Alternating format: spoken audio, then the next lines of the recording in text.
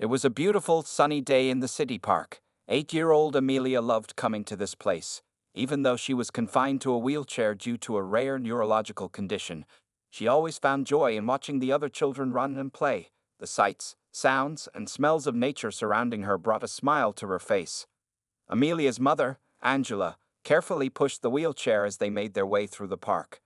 She was happy to see her daughter so content and engaged with her surroundings. It was important to Angela that Amelia had opportunities to explore the world, despite the challenges she faced. As they reached a quiet area near the swings, Amelia let out a delighted giggle. A group of young kids were chasing each other, their laughter echoing through the trees. Amelia wished she could join them, but she was content to observe and imagine what it would be like to run and jump like them. Suddenly, Amelia noticed two figures approaching. They were police officers, their uniforms crisp and their expressions stern. Angela tensed up, unsure of why the officers were headed in their direction. Amelia's smile faded as the officers drew closer, their footsteps firm and purposeful. "Excuse me, ma'am," one of the officers said, his voice sharp and authoritative. "We've received a report of a disturbance in this area. Do you have any identification on you?" Angela was caught off guard by the officer's abrupt manner. "I'm sorry, officers, but I don't understand. We're just here enjoying the park. My daughter, Amelia, is disabled, and we haven't caused any trouble." The other officer glanced down at Amelia, his eyes narrowing. "Well, we'll need to see some ID to verify that. We can't have people causing a scene in the park." Amelia's heart began to race. She had never encountered the police before, and their stern expressions and harsh tones frightened her. She gripped the armrests of her wheelchair, her knuckles turning white. Angela fumbled in her purse, trying to remain calm as she pulled out her driver's license. "Here you go, officers. As you can see, we're just a mother and daughter enjoying the quiet afternoon. Amelia is a sweet, well-behaved child. I don't understand why you're questioning us." The first officer snatched the ID from Angela's hand, scrutinizing it closely. I see. And what's wrong with your daughter exactly?" Amelia flinched at the officer's blunt question. Angela's face flushed with anger, but she forced herself to respond evenly. "Amelia has a neurological condition that affects her mobility. She uses a wheelchair to get around, but she's perfectly harmless." The officers exchanged a glance, their expressions unfriendly. "Well, we've had some issues with kids causing trouble in this park lately," the second officer said, his tone accusatory. "We need to make sure you're not one of them." Amelia felt her eyes sting with tears. She didn't understand why these men were being so mean to her and her mother. All she wanted to do was enjoy the sunshine and watch the other children play.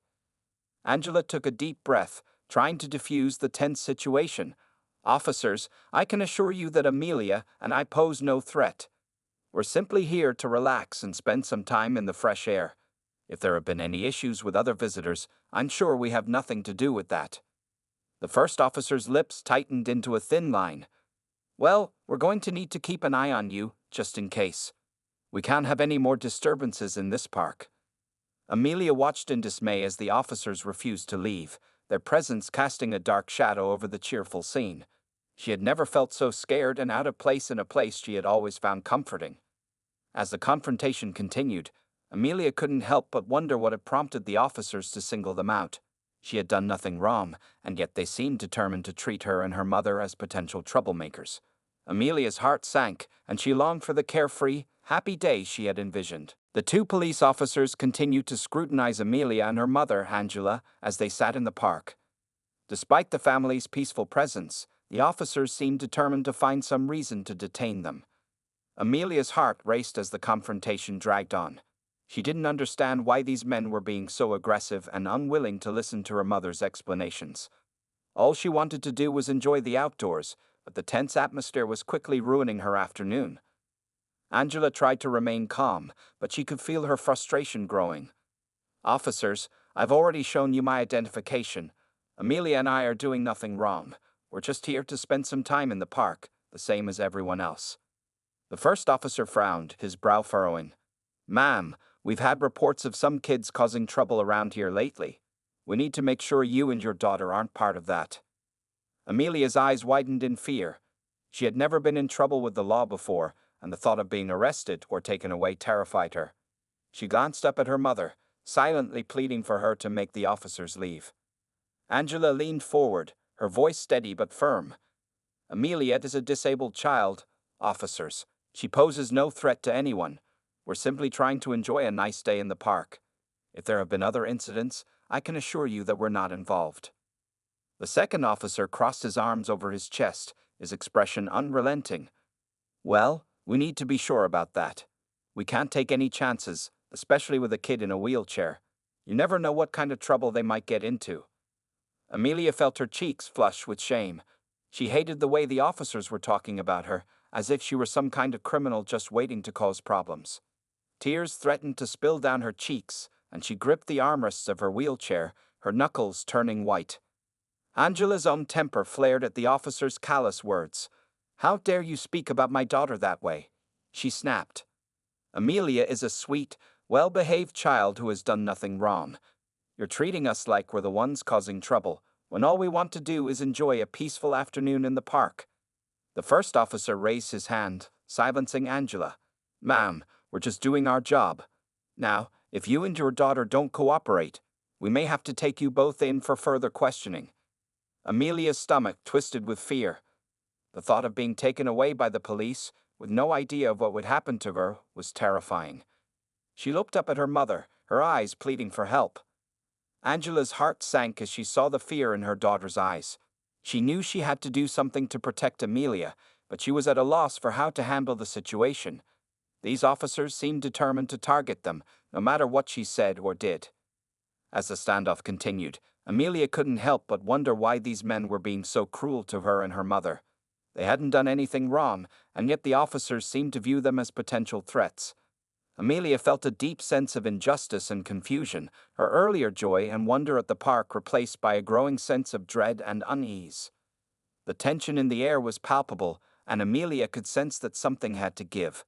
She waited anxiously, hoping that somehow, someway, this nightmare would come to an end. Angela's heart raced as she tried to reason with the two police officers who were interrogating her and her daughter Amelia.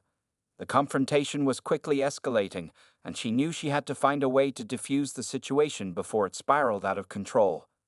"Officers, please," Angela pleaded, her voice trembling with a mix of fear and frustration. "Amelia is a disabled child who poses no threat to anyone. We're simply trying to enjoy a day in the park, the same as everyone else. There's no need for this kind of aggressive questioning." The first officer's expression remained stern and unyielding. "Ma'am, we've received reports of disturbances in this area, and we have to investigate. Now, if you and your daughter aren't causing any trouble, then you have nothing to worry about." Amelia could feel the tension in the air as the officers towered over them, their uniforms and badges making them seem even more intimidating.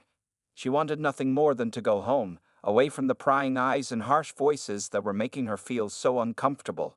"But we haven't done anything wrong," Angela insisted, her voice rising in desperation. "Amelia is a well-behaved child who just wants to enjoy the park. I don't understand why you're treating us like criminals."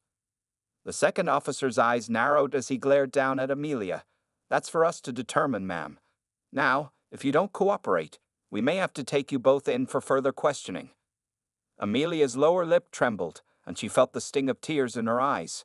She had never been in trouble with the law before, and the thought of being arrested or taken away from her mother was utterly terrifying. She gripped the armrests of her wheelchair, her knuckles turning white. "Please, officers," Angela pleaded, her voice quivering. "Amelia is just a child.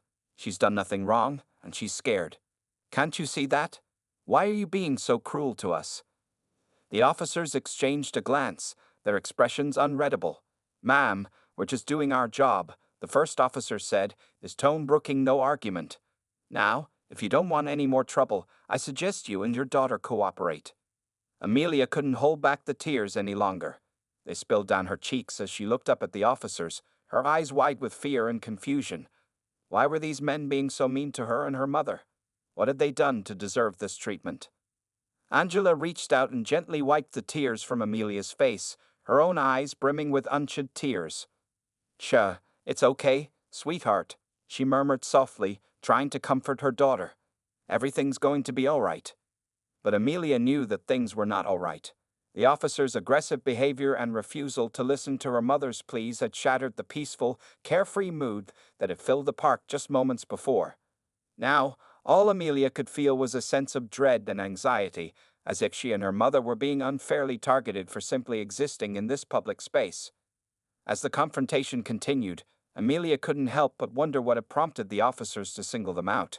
They hadn't been causing any trouble, and yet the officers seemed determined to find some reason to detain them. Amelia's heart sank as she realized that she and her mother were being judged and mistreated simply because of their race and Amelia's disability. The unfairness of the situation was overwhelming, and Amelia felt a deep sense of injustice that she couldn't fully articulate. She wanted to stand up to the officers, to tell them that they were wrong and that she and her mother deserved to be treated with respect and dignity. But the fear and anxiety that gripped her made it impossible to find her voice. Amelia could only watch helplessly as the confrontation continued to unfold, her heart pounding with each passing moment. She prayed that somehow, some way, this nightmare would come to an end, and that she and her mother would be able to return to the peaceful enjoyment of the park that they had sought in the first place. Amelia's tears continued to flow as the confrontation between her mother, Angela, and the two police officers escalated. The young girl felt utterly helpless, unable to understand why these men were treating them with such hostility and aggression. Angela tried her best to remain calm and composed, but her own distress was evident in her trembling voice. "Officers, please," she pleaded. "Can't you see that you're frightening my daughter? She's just a child who wants to enjoy the park, the same as anyone else." The officers, however, remained unmoved by Angela's pleas. The first one leaned in, his expression hardening. "Ma'am, we've received reports of disturbances in this area, and we need to make sure you and your daughter aren't involved. Now, if you have nothing to hide, you shouldn't have any problem cooperating with us." Amelia's heart pounded in her chest as the officer's words washed over her. She had never been in trouble with the law before, and the thought of being arrested or taken away from her mother filled her with a deep sense of dread. She tried to hold back her tears, but they continued to spill down her cheeks, her small frame shaking with fear. Angela reached out and gently squeezed Amelia's hand, trying to offer her some comfort. "It's okay, sweetheart," she murmured softly. "Everything's going to be all right." But even as she spoke the words, she knew that they rang hollow in the face of the officer's unyielding hostility. The second officer, his brow furrowed in what appeared to be a mixture of suspicion and disdain, turned his attention to Amelia. "So, what's wrong with you, anyway?" he asked, his tone brusque and insensitive. Amelia flinched at the officer's blunt question, her grip on the armrests of her wheelchair tightening. She wanted to shrink away, to disappear from the harsh glare of the officer's scrutiny, but she couldn't, and the realization only served to heighten her sense of vulnerability and fear. Angela's face flushed with anger, but she forced herself to respond evenly. "My daughter has a neurological condition that affects her mobility," she explained, her words measured and calm. "She uses a wheelchair to get around, but she's a sweet, well-behaved child who poses no threat to anyone." The first officer scoffed, his expression one of barely concealed contempt. "Well, we can't be too careful these days," he said, his tone dripping with condescension. "You never know what kind of trouble a kid in a wheelchair might get into." Amelia felt her heart sink as the officer's words registered. How could he be so cruel and dismissive? She was just a child, a disabled child who simply wanted to enjoy the park like everyone else. And yet, these men seemed determined to treat her and her mother as if they were criminals, unworthy of the same respect and consideration afforded to others. The unfairness of the situation was overwhelming, and Amelia's tears flowed freely as she watched the confrontation unfold. She wanted to scream, to tell the officers that they were wrong, that she and her mother had done nothing to deserve this kind of treatment. But the fear and anxiety that gripped her made it impossible to find her voice. As the tension in the air continued to build, Amelia couldn't help but wonder what would happen next. Would the officers make good on their threat to take them in for further questioning? Would they be arrested, simply for being a mother and daughter trying to enjoy a day in the park? Amelia's heart raced with the terrifying possibilities, and she clutched her mother's hand as if her life depended on it. The situation had spiraled so far out of control that Amelia could scarcely recognize the peaceful, joyful park that had once been her refuge. Now, it felt like a battleground, where she and her mother were being unfairly targeted and mistreated by those who were supposed to protect and serve. Amelia couldn't understand why this was happening, and the realization only added to her sense of confusion and despair. As the confrontation between Amelia, her mother Angela, and the two police officers continued to escalate, a nearby bystander named Sarah couldn't help but take notice. She had been sitting on a bench, enjoying the peaceful atmosphere of the park, when the raised voices and tense exchanges caught her attention. Sarah watched the scene unfold, her brow furrowing as she took in the officer's aggressive behavior and the evident distress of the young girl and her mother. It didn't take long for her to realize that something was very wrong, and that Amelia and Angela were being unfairly targeted. Without hesitation, Sarah stood up from her bench and approached the group, her steps purposeful and her expression resolute. "Excuse me, officers," she said, her voice calm but firm. "Is there a problem here?" The two officers turned to face Sarah, their expressions immediately shifting from hostility to something resembling surprise. They seemed taken aback by her sudden intervention, and for a moment, the confrontation was interrupted. "Ma'am, this is a police matter," the first officer said, his tone cautious. "We're investigating a report of a disturbance in this area. These two individuals may be involved." Sarah's eyes narrowed as she surveyed the scene. She could see the fear and anguish etched on Amelia's face, and the desperation in Angela's eyes as she tried to reason with the officers. It was clear to her that these were not the actions of people who had done anything wrong. "I've been watching this interaction, and I can assure you that Amelia and her mother have done nothing to warrant this kind of aggressive behavior," Sarah said, her voice steady and resolute. "They are simply a mother and daughter trying to enjoy a peaceful afternoon in the park. Why are you treating them this way?" The officers exchanged an uneasy glance, the weight of Sarah's words and the unwavering certainty in her tone causing them to pause. They seemed unsure of how to respond, their previous confidence suddenly replaced by a hint of discomfort. "Ma'am, we have a responsibility to investigate any reports of disturbances in this area," the second officer said, his voice lacking the previous edge. "We're just doing our job." Sarah shook her head, her expression unwavering. "But that's just it, officers. Amelia and Angela haven't done anything wrong. They're not causing a disturbance. They're simply existing in a public space, the same as everyone else. The only disturbance here is your own aggressive and discriminatory behavior." The officers visibly bristled at Sarah's words, their faces flushing with what appeared to be a mixture of embarrassment and anger. It was clear that they had not anticipated someone challenging their actions so directly and forcefully. "Ma'am, I don't appreciate the accusation," the first officer said, his tone defensive. "We're just trying to maintain order and keep the peace in this park." Sarah stepped closer, her gaze unwavering. "By targeting a disabled child and her mother? That doesn't sound like keeping the peace to me. It sounds like abuse of power and blatant discrimination." The officers seemed taken aback by Sarah's unwavering stance and her refusal to back down. They glanced at each other, their expressions uncertain, as if they were suddenly unsure of how to proceed. Amelia and Angela, for their part, watched the exchange with a mixture of hope and disbelief. They had been bracing themselves for the worst. But now, this brave stranger had stepped in to challenge the officers' actions and defend them. As the tense standoff continued, Amelia couldn't help but feel a glimmer of hope that perhaps, just maybe, this encounter would not end in tragedy. She gripped her mother's hand tightly, her eyes fixed on the unfolding drama, her heart racing with a mixture of fear and cautious optimism. The two police officers stood in uneasy silence, their expressions a mix of discomfort and frustration as Sarah continued to challenge their actions. They had clearly not expected such a bold and unwavering confrontation from this unexpected bystander. Amelia and her mother, Angela, watched the exchange with bated breath, their hearts racing with a mixture of hope and apprehension. After the relentless barrage of accusations and threats from the officers, this unexpected intervention had caught them both by surprise. "Ma'am, I assure you, we're simply doing our job," the first officer said, his tone slightly defensive.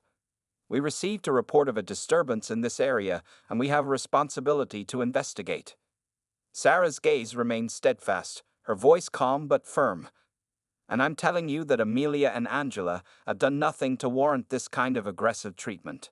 They're not the ones causing a disturbance. It's you, with your blatant disregard for their rights and your apparent racial bias. The officers shifted uncomfortably, their eyes darting around as if they were suddenly unsure of their own actions.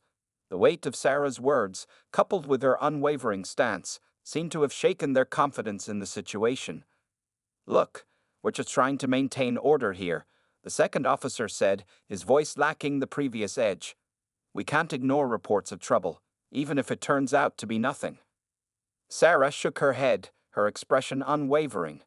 "But that's the point. There is no trouble here, aside from your own misconduct. Amelia is a disabled child who poses no threat to anyone, and yet you've chosen to single her and her mother out, treating them like criminals." Amelia watched the exchange with wide eyes, her heart pounding in her chest. She had never experienced anything like this before. The fear and anxiety she had felt moments earlier were slowly being replaced by a sense of hope and relief. Perhaps, with this stranger's help, the officers would finally see the error of their ways and leave them alone. Angela, too, was caught off guard by the sudden turn of events. She had been bracing herself for the worst, convinced that the officers would never back down. But now, as Sarah continued to stand her ground, Angela could feel a glimmer of hope begin to take root within her. The officers exchanged another uneasy glance, their expressions betraying their growing discomfort. It was clear that they were struggling to find a response that would justify their actions, especially in the face of Sarah's unwavering challenge. "Ma'am, we don't appreciate the accusations of racial bias," the first officer said, his voice slightly more subdued. "We're just trying to maintain order and safety in this park." Sarah's eyes narrowed, her voice dripping with skepticism. "But that's the problem, officer. You're not maintaining order or safety. You're abusing your power and discriminating against a vulnerable child and her mother. If you've had any real concerns, you would have handled this situation with compassion and respect, not hostility and aggression." The officers fell silent, their expressions shifting from defiance to something akin to shame. They seemed to realize that their actions were no longer defensible, and that they had been caught in the act of mistreating Amelia and her mother.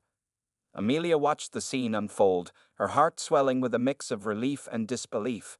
She had never imagined that a stranger would step in to defend her and her mother so fiercely, and she couldn't help but feel a sense of gratitude and awe towards this brave woman who had refused to back down. As the tension in the air slowly began to dissipate, Amelia dared to hope that the nightmare they had been enduring might finally be coming to an end. She glanced up at her mother, who was also wearing a cautious expression of relief, and together, they waited to see what the officers would do next. As the confrontation between the police officers and Amelia's mother, Angela, began to subside, Sarah turned her attention to the young girl and her mother. Her expression softened as she took in their evident distress, her heart aching for the ordeal they had been forced to endure. Amelia looked up at Sarah, her eyes still brimming with unshed tears. The fear and anxiety that had gripped her just moments earlier were slowly being replaced by a sense of relief and gratitude towards this unexpected savior. "Are you two all right?" Sarah asked gently, her voice laced with concern. "I'm so sorry you had to go through that." Angela nodded, her own eyes moist with emotion. "Thank you," she said, her voice barely above a whisper. "I don't know what would have happened if you hadn't stepped in." Sarah reached out and placed a reassuring hand on Angela's arm, her expression empathetic. "You have nothing to thank me for. What those officers did was completely unacceptable, and I couldn't just stand by and watch it happen." Amelia listened to the exchange, her heart swelling with a mix of emotions. She was grateful for Sarah's intervention, but she was also deeply troubled by the way she and her mother had been treated. Why had the officers been so quick to assume that they were the ones causing trouble? "I just don't understand," Amelia said, her voice small and uncertain. "We didn't do anything wrong. Why were they so mean to us?" Sarah's expression darkened as she turned her attention to the young girl. "Oh, sweetheart, you haven't done anything wrong at all. Those officers were completely out of line, and they had no right to treat you and your mother the way they did." Angela reached out and pulled Amelia into a comforting embrace, her own anger and frustration evident in her tense posture. "It's not right, Amelia," she said, her voice strained. "They were targeting us because of our race and your disability. It's a form of discrimination, and it's completely unacceptable." Amelia felt a fresh wave of tears welling up in her eyes. She had never experienced anything like this before. and the realization that she and her mother had been singled out and mistreated simply for existing in a public space was utterly heartbreaking. Sarah's expression hardened as she listened to Angela's words. "You're absolutely right," she said, her tone resolute. "What those officers did was a clear abuse of power, and it's exactly the kind of discrimination that needs to be called out and addressed." Amelia looked up at Sarah, her eyes filled with a newfound sense of hope. "What are we going to do?" she asked, her voice trembling. Sarah reached out and gently squeezed Amelia's hand, her expression reassuring. "We're going to make sure that what happened to you and your mother doesn't get swept under the rug. We're going to file formal complaints, and we're going to make sure that the police department is held accountable for their actions." Angela nodded, her own resolve hardening. "Yes, that's exactly what we need to do. We can't let this go unchallenged. Amelia deserves to feel safe and respected in her own community, and we're going to fight to make sure that happens." Amelia felt a surge of pride and determination as she listened to her mother and Sarah talk about taking action. She knew that it wouldn't be easy, but she was grateful to have such strong and passionate allies in her corner. As the three of them began to discuss their next steps, Amelia couldn't help but feel a sense of cautious optimism. Perhaps, with Sarah's help, they could bring about real change and ensure that no other child or family had to endure the kind of traumatic experience they had just gone through. In the days that followed the confrontation in the park, Angela and Sarah worked tirelessly to ensure that the incident would not be swept under the rug. They were determined to hold the police officers accountable for their blatant abuse of power and discrimination against Amelia and her mother. Angela and Sarah began by filing formal complaints with the local police department and the city authorities. They meticulously documented the events that had transpired, making sure to include every detail and the names of the officers involved. They made it clear that they would not rest until the situation was properly investigated and addressed. As the story gained traction in the local media, a growing wave of public outrage began to build. People from all walks of life were horrified by the way Amelia and Angela had been treated, and many expressed their support for the family and their fight for justice. Amelia watched the events unfold with a mix of emotions. On one hand, she was grateful that her mother and Sarah were taking action, determined to ensure that what had happened to them would not be forgotten. But on the other hand, she couldn't shake the lingering trauma of the confrontation and the fear that it could happen again. Angela, too, was driven by a sense of purpose and a desire for change. She knew that this was not just about her and her daughter. It was about standing up against the systemic racism and discrimination that so many families like theirs faced on a regular basis.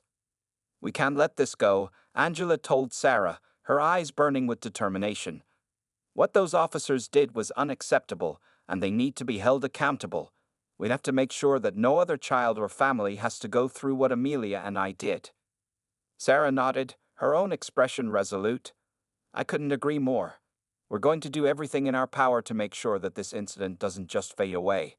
We're going to use it as a catalyst for change, to shine a light on the pervasive issues of racial profiling and the mistreatment of people with disabilities." As the investigation into the incident progressed, the police department found itself under increasing scrutiny.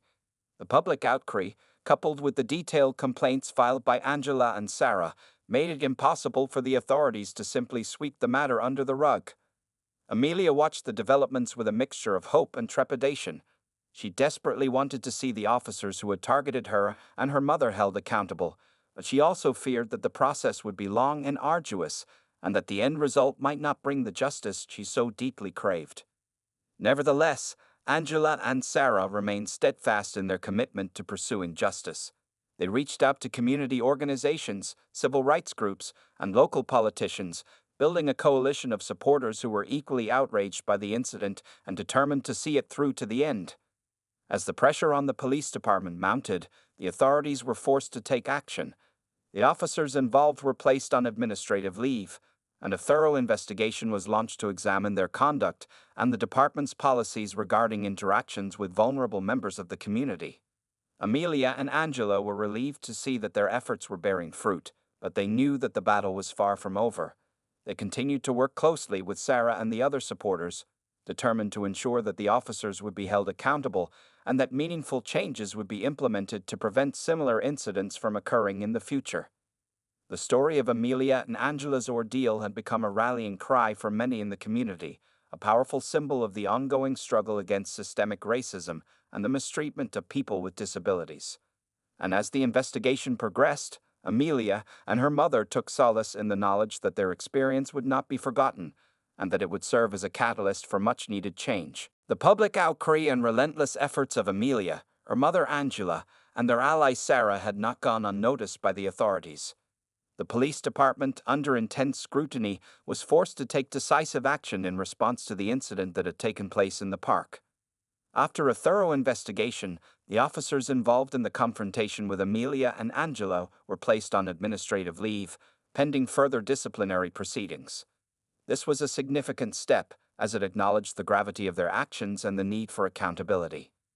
Additionally, the police department implemented a series of new training protocols and policies aimed at addressing issues of bias, discrimination, and the proper handling of interactions with vulnerable members of the community, such as those with disabilities.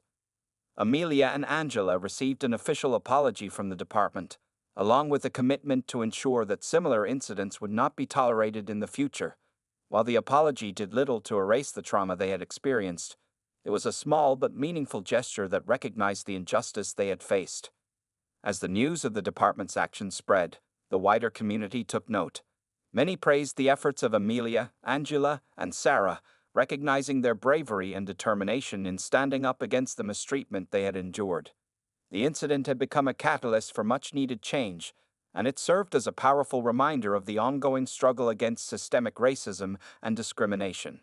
Amelia, still processing the events that had unfolded, felt a sense of relief and cautious optimism. While the scars of the confrontation would likely never fully heal, she took solace in the knowledge that her voice, and the voices of others like her, had been heard and had made a difference.